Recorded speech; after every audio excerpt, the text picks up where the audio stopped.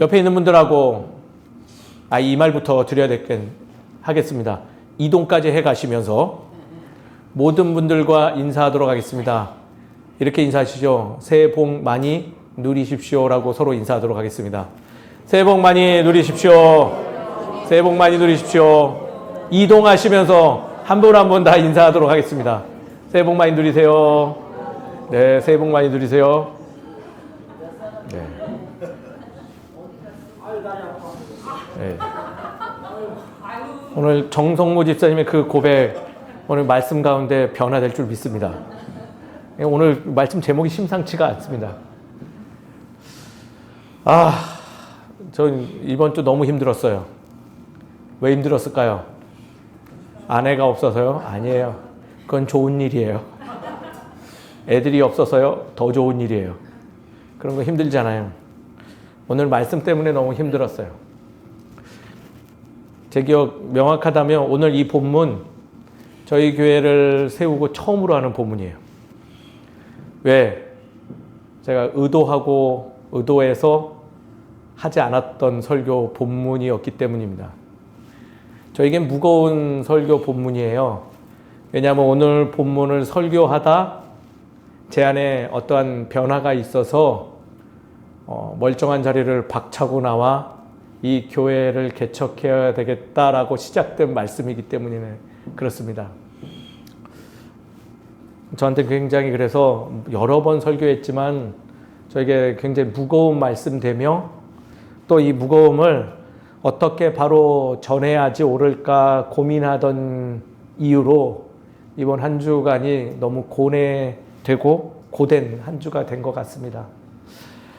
그래도 열심히 준비했습니다. 오늘 이 말씀 잘 살피고 잘 적용해서 바르게 말씀을 적용하고 살아가는 우리 모두가 되기를 주의 이름으로 축원드립니다. 우리는 지난 시간까지 계속 창세기의 말씀을 보고 있어요. 특히 지난 몇 주간은 노아 홍수 이후에 새 언약으로 인해서 하나님께서 세워가는 하나님의 나라의 모습들을 조금씩 엿보았죠. 그 범위는 9장에서부터 11장까지 내용들이 주된 내용들이었어요. 홍수 이후 하나님은 은혜로 새롭게 처음 사람이었던 아담과 하와에게 주었던 언약을 세우셨죠. 다시 한번 또 세우신 거예요. 내가 그러고 너희를 통해서 그 언약을 계속 이어가겠다 하신 거예요. 그 언약이라 하면 크게 어려운 내용이 아니었어요. 생육하고 번성하고 땅에 충만하라라는 하나님의 은혜되는 언약의 말씀이었던 것이죠. 그 말씀을 통해서 노아 이후의 사람들은 확장과 분산의 삶의 형태를 가졌죠. 왜?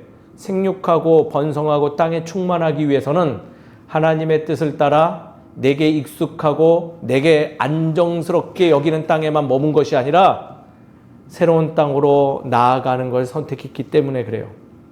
그리고 10장의 내용에서 아주 그 내용이 잔잔하게 우리에게 전해졌죠.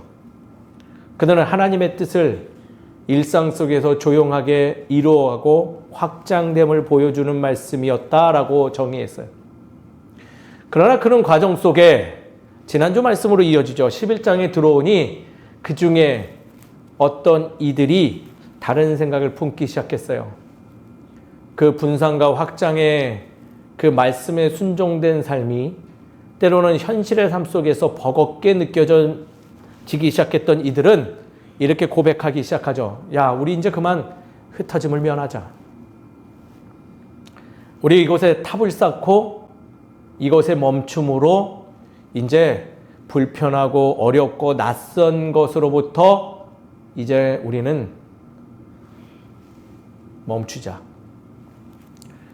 그들의 생각은 하나님의 생각과 전혀 다른 교만한 생각이었어요. 그래서 지난주에 이런 말씀 전했죠. 탑이 문제가 아니라 그 탑을 세우기 시작한 인간들의 교만한 마음이 문제되었다. 그리고 소스로 뭘 줬죠? 그 마음의 시작이 뭐라고요? 어쩔 수 없잖아요 라는 우리의 일상의 작은 시작에서 시작됐다는 거죠. 오늘 12장은요. 그와 계속 연관되어져요. 하나님은 그분이 우리와 맺은 언약을 어떻게 이어가는지 다시금 보여주시는데, 이제는 그동안 보여줬던 거랑 전혀 다른 방식으로 그분의 언약을 이어감을 보여주고 있는 것이죠. 사람들이 탑을 세우려 할 때 하나님은 한 사람을 부르십니다. 탑 세우는 이들이 여기저기 생겨날 때 하나님은 한 사람을 부르시죠. 바벨탑은 인간의 집단적 프로젝트였지만 아브라함을 부르심은 개인의 순종으로 시작한 하나님께서 새롭게 시작하는 언약 성취의 프로젝트였던 것이죠. 그리고 그 시작의 핵심 코어는 바로 이것에서부터 시작합니다. 너는 떠나라. 새로운 것이 아닌 우리가 익히 알고 있었던 것을 기억나게 함으로 한 사람을 통하여 그분의 뜻을 이어감을 보여주고 있는 말씀이 바로 12장의 말씀이라는 거예요. 너는 떠나라. 거룩한 사명을 우리에게 주어지고 그 뜻에 따라 순종했던 그가 바로 아브라함이라는 한 인물이요. 여기저기 바벨탑이 세워지고 있을 때 나 홀로 주님, 내가 당신의 뜻을 따라 살아가겠다는 결단으로 주의 말씀은 다시금 성취됨을 보여준다는 거죠. 사랑하는 성도 여러분, 오늘 아브라함의 결단의 모습을 통해서 우리의 입술에도 바로 이 고백이 있길 원합니다. 다 따라하겠습니다. 내가 하겠습니다. 내가 하겠습니다. 다른 사람이 아니고 저 사람이 아니라 바로 당신의 음성을 들은 내가 하겠습니다. 왜 그런지 말씀을 조금 더 깊게 살펴보시죠. 말씀은 이렇게 시작합니다. 고향 친척과 아버지의 집을 떠나 내가 명령한 그 땅으로 가라라고 하죠. 본토 친척 아비의 집을 떠나는 거 결코 단순한 이사가 아닙니다. 야, 새로운 집을 줄게. 거기 이사가 그런 내용이 아니에요. 이거는 학문적으로 바라볼 때 어떻게 되냐? 안전의 단절이며 익숙함의 단절, 또 개인의 계산의 단절을 의미합니다. 말씀 어디에서도 하나님은 아브라함에게 목적지를 먼저 보여주시지 않았어요. 가나안 땅으로 가면 돼. 저희 고독지구로 가면 돼. 이러지 않았다라는 거예요. 뭐라고 기록되어 있나요? 내가 내게 보여줄 땅으로 가라라고 말하는 거예요. 목적지로 가라가 아니라 뭐가 중요한 거예요? 바로 내가 알려주는 방향으로 나아감이 옳다라고 이야기하고 있다는 거예요. 목적지가 아니라 방향이 중요하다는 거예요. 방향. 지도도 주시지 않았어요. 어떠한 보장도 없어요. 단 하나의 약속만 주셨어요. 단 하나. 내가 명한 대로 가기만 한다면 뭐가 되게 해준대요? 복 받는 사람 되게 한대요. 우리 이 부분 명확하게 하시게요. 복 받는 사람 되게 해주신대요. 뭐라고 기록되어 있어요? 내가 너를 복되게 한대요. 복되게.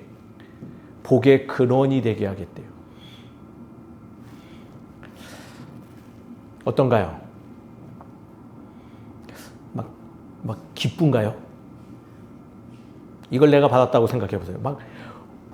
왔어! 막 좋을까요? 저는 안 좋았을 것 같아요. 아마 제가 아브라함이라면 조금 이렇게 묘한 감정이 밀려오기 시작해서 점점 두려운 마음이 밀려왔을 것 같아요. 아마 단정할 수는 없겠지만 아브라함은요, 이 순간 앞이 좀 막막했을 거예요. 답답한 마음도 잃었겠죠. 왜냐? 어디로 가야 될지 보여주면 좋겠는데 명령하신 그곳으로만 가라고 방향만 알려주니 그것도 따라오라 하니 답답했을 거예요. 아, 또 새로운 거? 낯선 거? 아, 거기가 도대체 뭐야? 그리고 복이 된다는 건 뭐야? 복 받는 것도 아니고 무엇을 받는 것이 아니라 내가 뭔가 근원이 돼? 그래서 무언가 나눠야 돼? 내가 무엇이 있다고? 근데 말씀은 놀랍게도요. 그는 어떻게 했어요? 순종했다 기록하고 있어요. 이전에 익숙한 거, 안정스럽고 보호받을 수 있는 거, 공급받을 수 있는 것이 있음에도 불구하고 그는 놀랍게도 하나님의 말씀에 순종해서 단절을 선택하고 실행하기 시작했다는 거죠. 그래서 말씀은 기록해요. 이에 아브라함이 여호와의 말씀을 따라갔고라고 기록하고 있는 거예요. 그는 하나님이 보여주신 방향으로 따라갔다. 설명도 조건도 협상도 없습니다.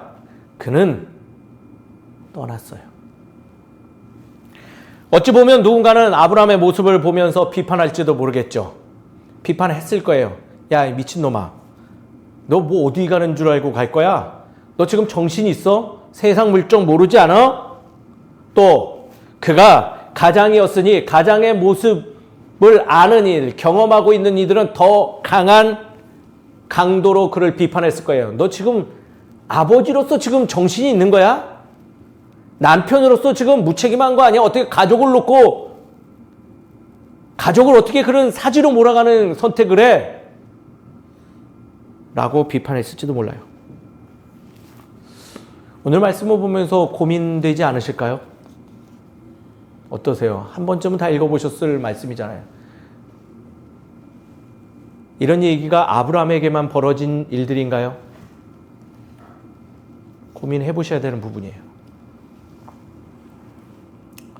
저는 이와 비슷한 경험을 한 적이 있어요. 그래서 무거워요. 바로 그 개척의 경험인 것이죠. 2002년도에 처음 목회의 길을 들어섰고요. 나름대로 매우 진지한 시절이었던 것 같아요.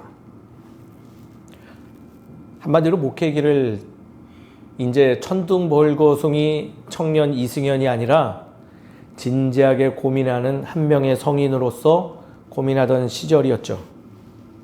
그러니 이쯤 되면 뭘 할까요, 우리는? 진지하게 고민하면 뭐예요? 잘 아시는 거 있잖아요. 예, 뭐예요? 아무 생각 없이 사셨어요? 뭐예요? 진지하면요, 계획 세워요. 저는 어떻게 했을까요? 저도 계획 세웠어요. 처음 계획은요, 다른 이들처럼 안정적인 방향을 가지고 세우기 시작했죠. 그래서 전공도 가졌고요. 계획도 있었으니 학위도 따기 시작했어요. 나름 인정할 만한 평가들도 받기 시작했어요. 저는 안 믿으실지 모르겠는데요. 교수하고 싶었거든요. 교수. 뭐 이렇게 이런 조그만 교회 목사 되고 싶지 않았어요. 교수 돼서 학생들 가르치면서 교수님 소리 듣고 싶었어요. 근데 위기가 찾아왔죠. 바로 오늘의 본문을 만나버렸어요. 이 본문이 문제예요. 이 본문만 안 만났으면 안 만났을 거예요. 진짜. 하루는 부교육자 때 앞으로 이제 조금만 한 1, 2년만 더 고생하면 박사학위도 나오고 그리고 그 학위 이후에는 일반 목회를 하더라도 서울에 있는 번듯한 교회 담임 청빙 받기로 계획도 세워져 있고 나름 좋았는데 하루는 겁없이 이 본문을 가지고 설교를 했어요. 하고 내려왔는데 마음이 너무 불편한 거예요. 왜냐하면 말씀이 저에게 그 질문을 계속 던졌거든요. 예배가 끝난 후 기도했어요. 이 불편한 마음의 정체를 몰라서 답은 전혀 없고 막막한 마음만 계속 있어서 계속 기도했죠. 그러나 일시적인 경험에서 머물지 않았어요. 계속 오랜 시간 그 무거움이 나를 해롭혔죠. 그리고 모른 체 하려고 애써 보았어요. 그러다 몇 년 뒤에 아버지가 임종하셨죠. 준비되지 못한 이별이었어요. 얼마 지나지 않아 새벽 시간에 조용히 기도하는데 그때 하나님의 부르심을 다시금 체험하게 됩니다. 그 부르심은 화려하지 않았으며 확실한 보장도 없었죠. 다만 한 가지 질문이 계속 나의 마음에 맴돌면서 그 고민의 정체를 알게 했어요. 그날 기도 가운데 제가 분명히 들은 음성은 이거였어요. 너는 나를 신뢰하느냐? 아니면 너는 너의 계획들을 신뢰하느냐? 제 주관적인 체험이었지만은 이 질문은 저에게 매우 중요했습니다. 솔직히 두려웠고요. 상황과 환경은 녹록치 않았고 앞이 보이지 않는 그런 질문되었기 때문에 그래요. 저는 지금 감히 말씀드리지만 그때 저의 마음은요, 바로 이 하나님의 말씀을 받은 아브라함의 마음과 동일하지 않았나라고 생각되어졌어요. 지금 상황에 왜 굳이 나 조금만 더 하면 목표를 이룰 텐데, 내가 그것을 이루면 더 하나님께 영광 올릴 텐데, 도대체 그 길이 맞는 거야? 하나님 인도해 주시는 그 길이 정말 내게 합당한 거야? 그동안 내가 준비해온 시간은 어떻게 되지? 정녕 이 길을 선택하는 것이 내 가족과 내 사랑하는 이들에게 가장 최선의 길인 거야? 라는 생각들로 힘들었어요. 그래도 그때 말씀이 주는 그 강력한 힘에 의해서 묻지도 따지지도 않고 제게 주어진 것들을 내려놓고 주님께서 보여주신 그 방향을 따라 나아가기 시작했죠. 떠남은 확신이 있었기 때문이 아니라 단 하나, 하나님이 나보다는 최소한 낫겠지 라는 그 작은 신뢰를 가지고 결단했기 때문에 떠날 수 있었다라고 생각되어집니다. 지금 시간을 돌려서 생각해 보니 그날의 떠남은 제 인생의 가장 복되는 선택이었어요. 그 떠남은 저를 실패자요, 루저로 낙인 찍힌 출발점이 아니라 나를 하나님의 약속 안에 머물게 하는 바로 그 약속으로 초대한 사건이었음을 지금 고백할 수 있다는 거예요. 이해되실까요?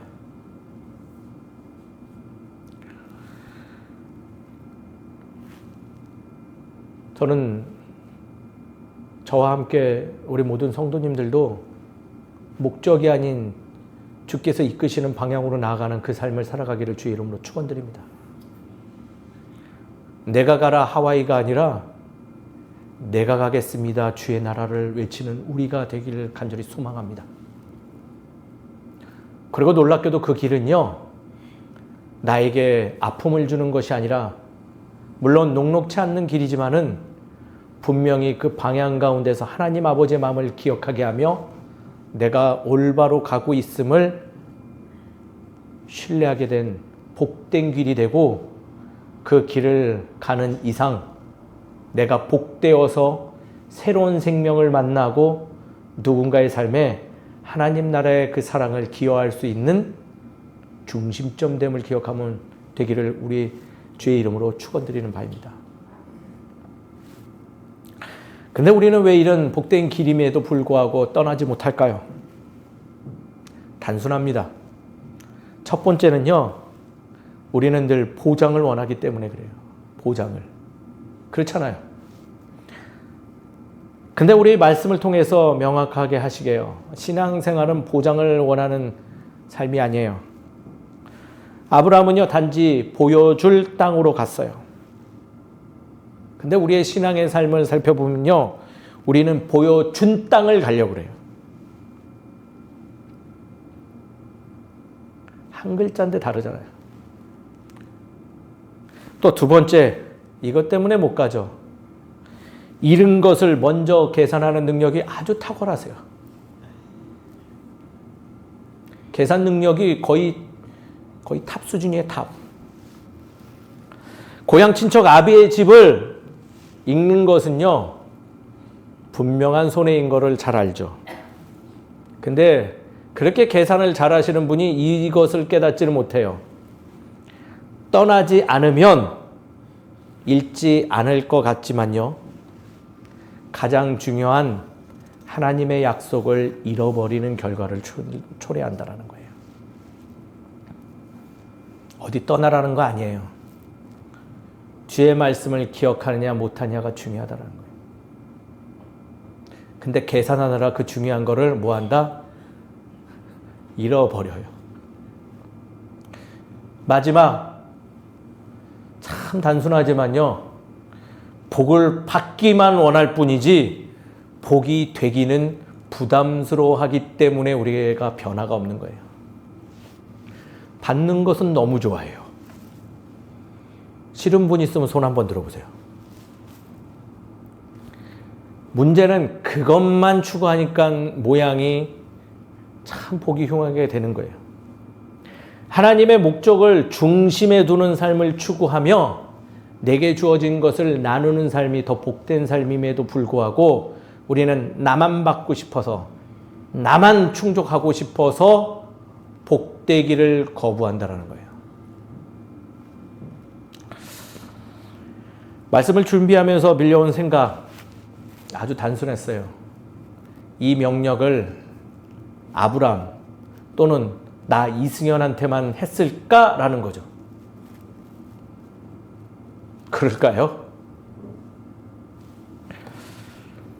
왜냐하면 신앙의 길을 걸어가는 모두가 만나는 상황이며, 놀랍게도 이 질문은 그동안 가려진 한 가지를 명확하게 드러냄으로 인해서 이것이 결코 특정한 몇몇 사람에게 주어진 것이 아니라 우리 모두에게 주는 하나님의 거룩한 약속임을 우리는 발견하기 때문이라는 거예요. 아브라함도 나와 같은 신앙의 고민을 소유한 인물이었지만 나와 다른 것 딱 한 가지, 나는 주저하고 계산하고 살피고 있을 때 그는 스스로 하겠다 결단 내린 거 하나만 달랐다라는 거예요. 내가 하겠습니다. 바로 그 작은 결정 하나가 그가 복되는 이가 되었다라는 거예요. 사랑하는 성도 여러분, 주저하지 말고 말씀을 따라 결단 내림으로 복되는 삶을 살아가는 저와 여러분 되시길 주의 이름으로 축원드립니다. 그렇다면 이 말씀을 적용해 어떻게 살아가야 될까요? 아주 단순해요. 그동안 우리가 나눴던 말씀 그 안에 다 있어요. 첫 번째, 따라합니다. 어쩔 수 없다. 이건 좀 버리자. 끝에가 중요합니다. 이건 좀 버리자. 뭘 버리자고요? 어쩔 수 없는 거 없어요. 신앙의 사람에게 가장 위험한 말이라고 저는 생각해요. 어쩔 수 없어요. 어쩔 수 없어요. 환경 때문에, 상황 때문에, 조건 때문에. 맞는 말이긴 하죠. 맞는 말이에요. 제가 그거 부정하는 거 아니에요. 어쩔 수 없는 것일 거예요. 근데 잊지 마십시오. 그 어쩔 수 없는 상황에도 하나님은 열어가십니다. 하나님은 열어주세요. 그 사건 하나로 증명됩니다. 바로 십자가의 사건이죠. 사람들이 보기에는 어쩔 수 없는 죽음, 바로 십자가 위에서 죽음을 맞은 예수님의 모습이었어요. 실패했고 죄인이고 아무것도 아닌 것 같다라고 생각하고 모두 다 끝났다라고 얘기했지만 하나님은 저 죽음의 자리에서 다시 시작하세요. 인류를 구원하고 모두에게 공평한 하나님 나라의 은혜를 허락하시고 저 죽은 십자가 위에 스스로 올라가 달려 죽으신 예수님을 통해서 바로 예수님 자체를 복되게 하심으로 모든 이들에게 그 복을 나누는 사건으로 변화시켰다는 거예요. 사랑하는 성도님 여러분, 신앙생활은요, 끝난 것 같아도 주 안에서 끝나지 않음을 기억하는 것이 바로 신앙의 삶이에요. 끝나지 않았습니다. 반드시 하나님께서 동행하심으로 그 자리가 죽음의 자리라 할지라도 그곳에서 새로운 생명의 길을 열어주시는 복된 길을 약속해 주심을 기억하는 저와 여러분 되시기를 주의 이름으로 축원드립니다. 그래서 어쩔 수 없다는요, 버리는 게 현명한 일이에요. 두 번째, 따라합니다. 약속을 붙들자. 그리고 한 걸음만 나가자. 얼만큼만요? 한 걸음만. 떠남은요, 대단한 변화가 아닐 수도 있어요. 맞아요. 그리고 떠난다고 해서 무언가 굉장히 놀랍게 변화되는 거 없을 수도 있어요. 오히려 후회하는 일이 벌어질 수도 있죠. 제가 그랬어요. 그리고 호기롭게 출발했는데 제가 종종 몇 번 말씀드렸잖아요. 이 평택 땅에 와서 내가 도대체 뭔 짓을 한 거야 하고 저기 기도한다고 하고서는 저 기도원으로 도망갔다가 왔어요. 괜찮아요. 우리 연약하니까 그럴 수 있어요. 그래도요, 안 한 것보다는 나아요. 아무것도 안 하는 거 있는 것보다 낫다고요. 차라리 안 한 것이 낫다? 애초부터 안 일어나면 좋았다? 신앙의 생각은 그런 거 아니에요. 이것 꼭 기억하시죠. 한 만큼 은혜다. 한 만큼 은혜고요. 나간 만큼 주께서 인도하신 것을 기억하는 거예요. 놀랍게도요, 말씀에서는 신앙의 삶을 이야기하기를 이런 것들을 이야기해요. 미루던 순종을 시작한 것, 두려워서 피했던 결정을 다시 물어서 하는 것, 편한 자리에서 한 발 물러나는 것, 바로 이 작은 한 걸음이 하나님의 큰 역사를 여는 문이 되었음을 증거하고 있는 게 말씀이에요. 큰 걸음이 아니래요. 작은 걸음이라도요, 거기서 놀라운 사건을 일으킨대요. 제가 이거 일상에서도 한번 찾았어요. 제가 다 잘할 것 같이 보이죠? 저 되게 못하는 게 많아요. 제일 못하는 게 뭔지 아세요? 축구예요, 축구. 다른 운동 어느 정도 다 하는데 아무리 연습해도 안 되는 게 축구예요. 이 축구 때문에 아주 크게 낭패를 볼 뻔한 일이 있었어요. 어디서? 우리 여성들이 제일 싫어하는 군대 얘기. 거기도 군대 얘기 축구한 얘기인데요. 군대에서 이 축구 때문에 굉장히 낭패를 본 적이 있어요. 저는 특수부대 나왔는데 특수부대 제일 안 좋은 게 뭐냐면 체육대회 하는 날이에요. 아주 무슨 전투같이 하거든요. 그리고 그 체육대회 가장 꽃은 축구예요. 저희 대대가 축구 결승으로 올라갔어요. 결승을. 왜냐하면 저희 부대 안에 우리나라 주니어 국가대표 출신의 장병이 있었거든요. 아, 정말 제가 봐도 뭐 영화 같아요. 그냥 막 참은 막 들어가. 너무 잘하는. 근데 결승에서 이 친구가요, 부상을 당했어요. 전날 저희한테 진 다른 대대는요, 저희한테 졌다고 대대장이 저녁에 술을 먹고 와서 전 장병들을 다 연병장, 운동장에 내보내서 잠을 자게 했어요. 긴장 상태가 어떨까요? 이 게임 지면 다 죽는 거예요. 근데 결승에서 누가 다쳤다고요? 핵심 중에 핵심이 다쳤어요. 한 명이 꼭 나가야 돼요. 막 혈기등등한 대대장이 탁 오더니 누가 나갈 거야? 막 그러더라고요. 다들 이리저리 피하고 있었죠. 그때 저의 한 선임이 승현이가 나가면 괜찮을 것 같습니다. 아주 나쁜 놈이에요. 저 평소에 축구 못한다고 쌍욕을 하던 분이었거든요. 지 살겠다고 저를 팔아넘겼어요. 그래도 저에게 저는 안 됩니다. 저는 못합니다라고 이야기할 수 있었지만 뭐 했을까요, 제가? 네, 할 수 있습니다. 제가 하겠습니다. 라고 외쳤죠. 대대장님 굉장히 흐뭇해 하셨어요. 그러더니 제 허벅지를 보더니 승현이 축구 잘하겠는데? 들어가자마자 1분 만에 정체가 들통났어요. 저기서 대장이 길길이 날뛰면서 저 새끼를 왜 넣냐면서 외쳐내기 시작했죠. 그랬더니 그분이 이랬어요. 방향을 하나 말해줬어요. 이승현이 너는 내려오지도 말고 골대 앞에만 있어. 명령에 순종해서 골대 앞에만 얼쩡거렸어요. 그러다 놀라운 일이 벌어졌죠. 공 하나가 날라와서 제 머리 맞고 들어갔어요.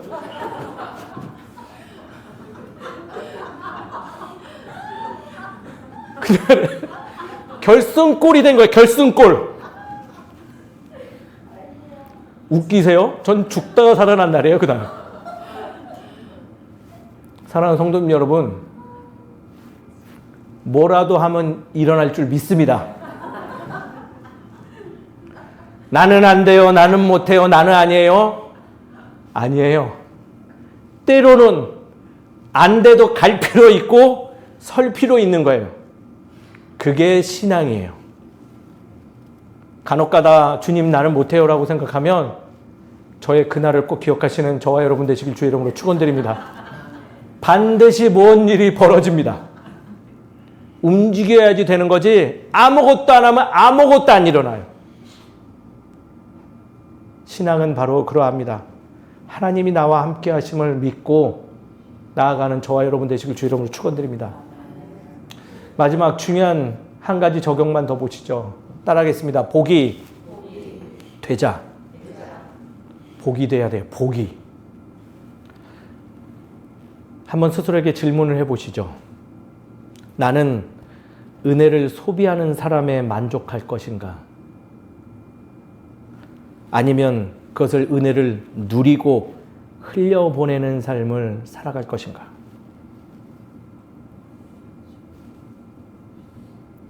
진지한 신앙의 질문이 될 줄 믿습니다. 받고 소비만 하는 존재는요, 시간이 흐를수록 이렇게 되더라고요. 사람들 눈치만 보며 살아요.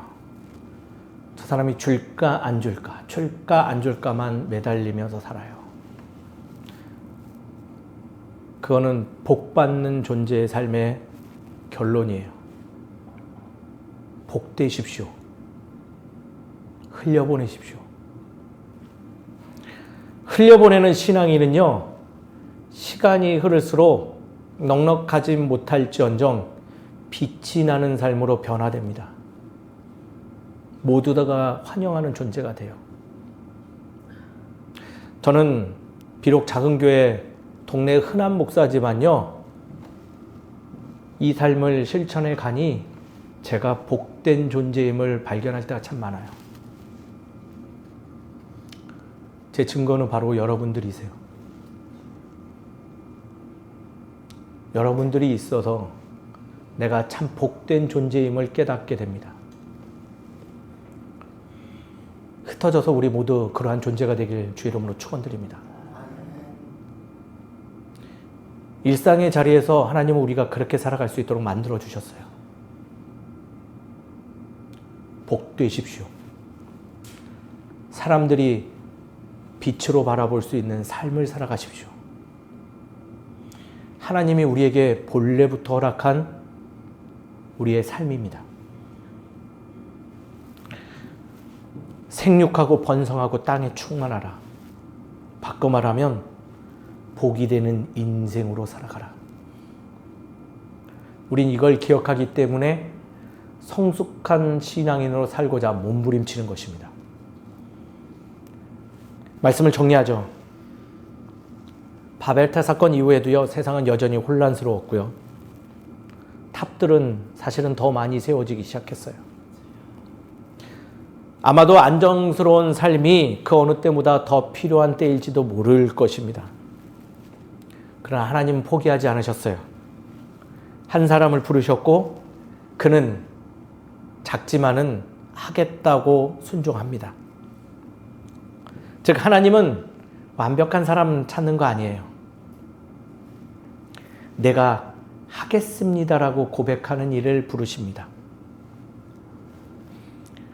그 한 사람의 작은 발걸음이 인류를 구하는 시작점 되었고요.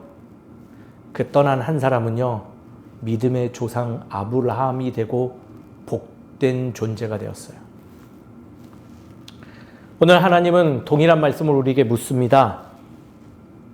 내가 보여줄 땅으로 갈 준비가 되었느냐?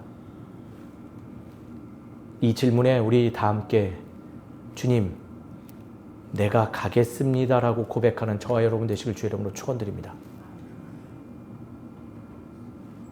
기도하시죠.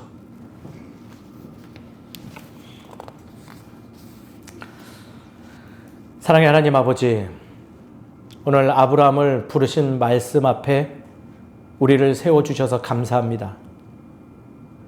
우리는 떠나기보다 머무르기를 원했고 약속보다 환경을 신뢰했으며 복이 되기보다는 복을 받기를 원했습니다. 주님, 우리 안에 있는 어쩔 수 없다는 생각을 거두어 주옵소서. 대신 주님, 내가 하겠습니다. 내가 당신의 뜻을 따라 나아가겠습니다라는 믿음을 허락하여 주시옵소서. 익숙함을 내려놓고 용기를 움켜쥐는 우리 되게 하여 주시옵시고 약속을 붙드는 담대함을 주시며 복의 통로로 살아가는 순종의 삶을 허락하여 주옵소서. 오늘도 우리를 부르시고 새로운 역사를 시작하시는 예수 그리스도의 이름으로 기도드립니다. 아멘.